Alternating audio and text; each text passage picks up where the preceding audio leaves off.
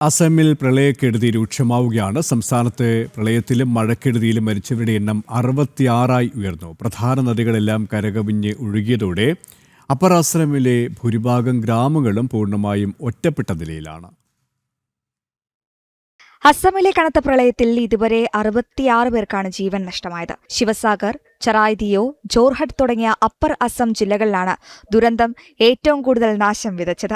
ബ്രഹ്മപുത്രയും പോഷക നദികളും കരകവിഞ്ഞൊഴുകിയതോടെ നൂറുകണക്കിന് ഗ്രാമങ്ങൾ ഒറ്റപ്പെട്ടു. ശിവസാഗർ ജില്ലയിലാണ് പ്രളയം ഏറ്റവും രൂക്ഷമായി ബാധിച്ചിരിക്കുന്നത്. ഇവിടെ മാത്രം 3 ലക്ഷത്തിനടുത്ത ആളുകൾ വീടുകളിൽ നിന്നും ഒഴിപ്പിക്കപ്പെട്ടു. നൂറുകണക്കിന് റോഡുകളും പാലങ്ങളും തകർന്നതോടെ പല പ്രദേശങ്ങളിലേക്കും കരമാർഗമുള്ള ഗതാഗതം പൂർണ്ണമായി വിച്ഛേദിക്കപ്പെട്ടിരിക്കുകയാണ്. ഗ്രാമങ്ങളിൽ ഒറ്റപ്പെട്ടുപോയ ആളുകൾക്ക് ഡ്രോണുകൾ ഉപയോഗിച്ചാണ് അത്യാവശ്യ ഭക്ഷണവും കുടിവെള്ളവും നൽകുന്നത്. ദുരന്തബാധിതർക്കായി സംസ്ഥാനത്തുടനീളം 270-ലധികം റിലീഫ് ക്യാമ്പുകളും വിതരണ കേന്ദ്രങ്ങളും തുറന്നിട്ടുണ്ട്. 10,000-കണക്കിന് ആളുകളാണ് നിലവിൽ ഈ ക്യാമ്പുകളിൽ അഭയം തേടിയിരിക്കുന്നത്.